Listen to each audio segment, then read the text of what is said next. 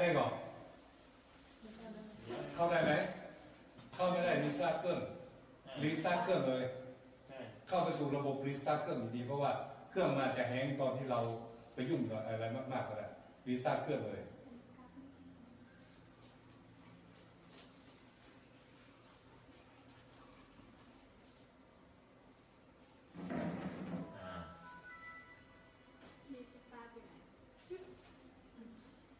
คืออุทิศของชัดดาว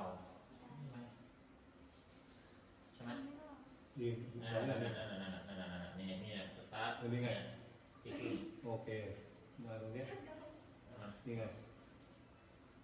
ขอโทษรีสตาร์ทขอโทษทีไม่เป็นไรเดี๋ยวเราก็เปิดปิดใหม่รีสตาร์ทเครื่องอีกทีแล้วก็ไปบูตใหม่เพราะว่าไอ้โปรแกรมตัวเนี้ยมันเหมือนกับมือถือที่เรามีอยู่นะเวลามันแฮงเกิดขึ้นมาวิธีการแก้ง่ายที่สุดก็คือปิดแล้วเปิดใหม่คอมพิวเตอร์ก็เหมือนกันใช้ระบบเดียวกัน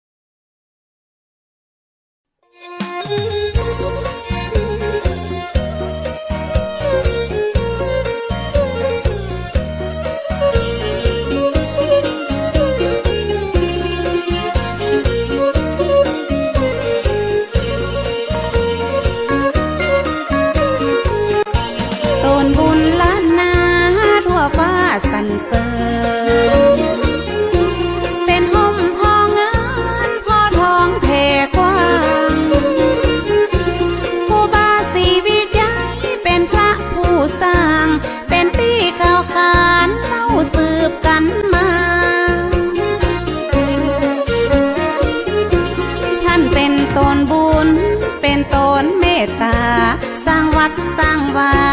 อารามใหญ่กว้างอุบาสินธรรมประเสริฐเลิศล้ำแต่ก่อนบ้านเฮาปากันย่างเตียวตีมีกล้าฝุ่นกล้าดินตุกยากอยากกันตู้เย็นทีวียังบ่มีเข้าบ้านถนนหนทางบ่ได้ลาดยางบ่ต้อยแถวขึ้นดอยสุเทพลมพัดซอ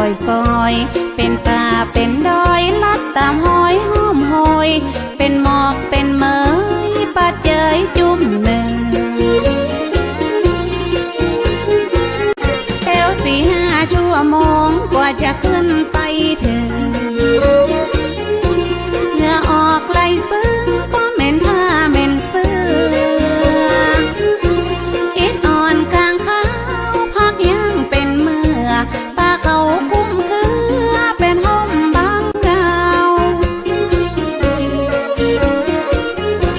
เดี่ยวดงเรียบเลาะพาหินปูนเขา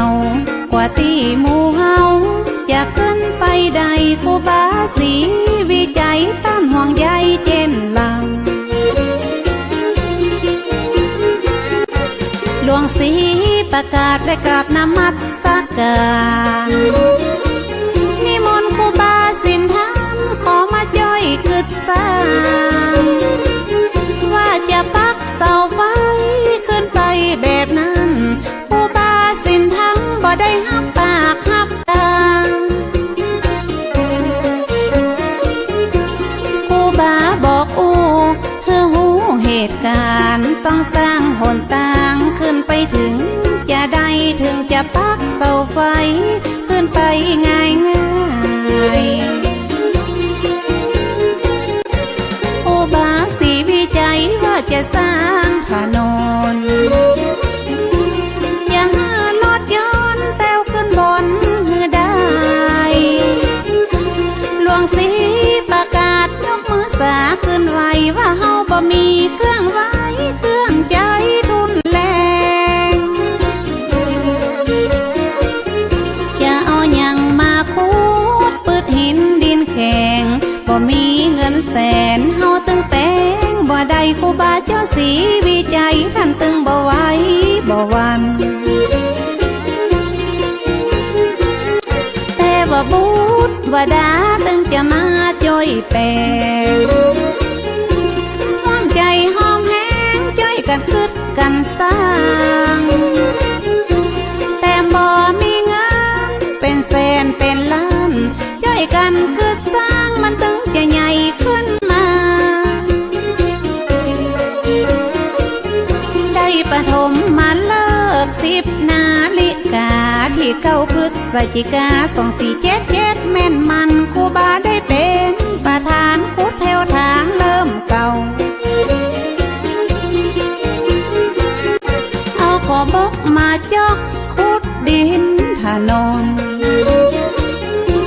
ลูกศิษย์ลูกย้อมต้อยตามครูบาเจ้าฟันบากถากทางต้นไม้แดงไม่เป่าห้อมห้อยภูเขาเป็นเขตเป็นแดนกำมีดมุยขอบกมาจกแผ่นดินแข็งปันเขตปันแดนคนละเล็กละน้อยปันตาปันหอยลัดขึ้นดอยมุ่นจริง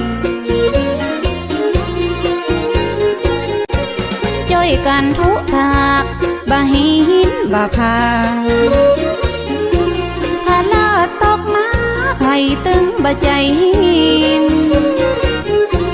ตึงผัวตึงเมียไข้หัวนั่งยิ้ม